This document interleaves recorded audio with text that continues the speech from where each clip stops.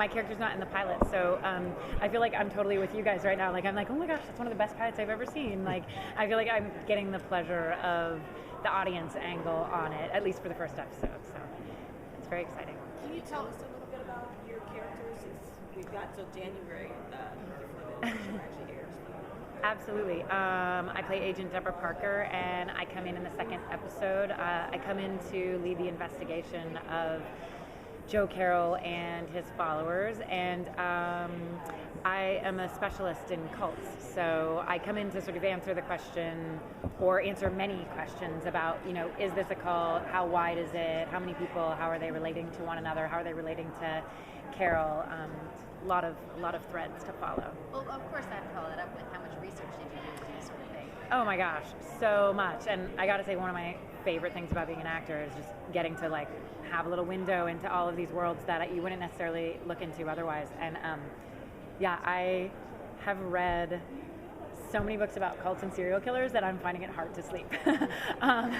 It is some very, very, very scary stuff. And especially, I mean, like the cult stuff, it's all real. I mean, there are just so many of them out there, like all over the world, and like, I mean, you name it, there's some group of people who are into it. I mean, it's really, it's a very extreme and fascinating world. So yeah, it's been creepy. So your character is an expert on cults. Yeah. Kevin's character is an expert on serial killers. Yeah. Does that mean you guys bond really quickly, or do you step on each other's toes? Or? I think that Kevin Williamson has created a really interesting relationship between these two. I mean, part of, I think, Parker's job is certainly to keep her eye on Ryan. And I think it's a big question for her when she comes in, like whether she can rely on him given his past and sort of the state he's in. As the series opens. But I think that one of the beautiful things and really fascinating things about their relationship is I think they both view themselves as outsiders, and so there's a degree to which they're really kindred spirits. I think Parker is very, very open, non-judgmental person, so that a lot of what Ryan brings, which maybe another more traditional agent would not tolerate, Parker's willing to go with him on. So it's sort of a balance of back and forth of a lot of tension and sort of feeding off of each other. How would you define the tone of the show so far? Is it dark? Is it darker? Is it a police procedural with a little bit of an edge, that kind of thing? Oh, yeah, no, I would not actually call it a police procedural. It's a lot darker than that, and I think it's a lot more serialized than that. I mean, things really do build and flow from each other. And then the other aspect that I really love is it's much more character-driven than that. All of the characters in it are very fully fleshed out, and you get to know a lot about them more than I would say you do in a typical procedural.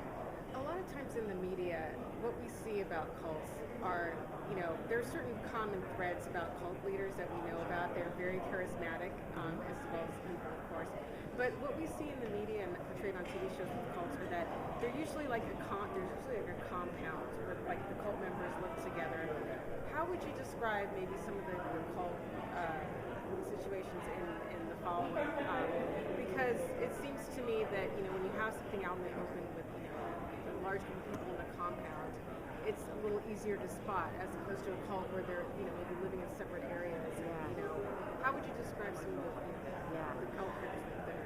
I think that's one of the big questions here, and it's interesting. Like just in the research that I've done on it, I was surprised to find how hotly debated the term cult actually is between experts, like just exactly what makes up a cult. And I mean, the truth is, like, one man's cult is another man's religion, and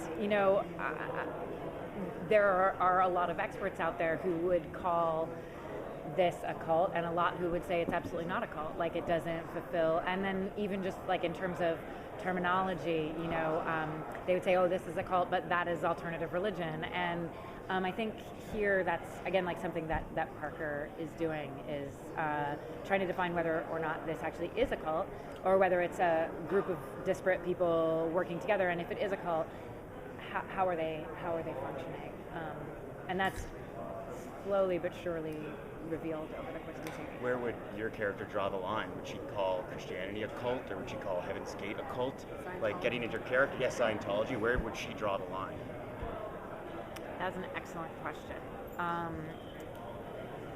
I think that she would be somebody who would veer toward the most things are not a cult. The things that are a cult have to involve some illegal activity. They have to involve some level of extremity. That said, I think one of the interesting things for her in this show is that she's been an academic, and she's been somebody who does a lot of observation and rarely gets to go into the field and actually interact with cult members and in fact define a cult. So there's a little element, I think, for her of being like the scientist discovering a new species, you know.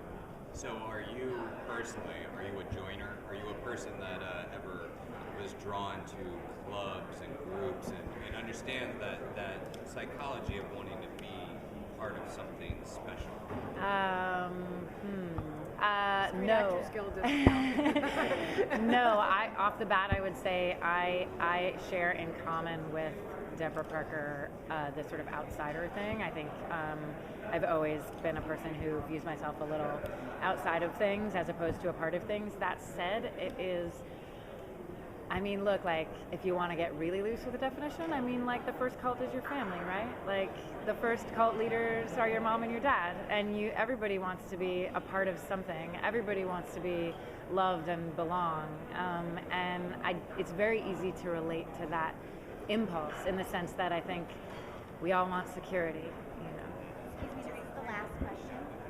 Did you find out things about her backstory that may come into play with like why she has this fascination, why this is where her life is?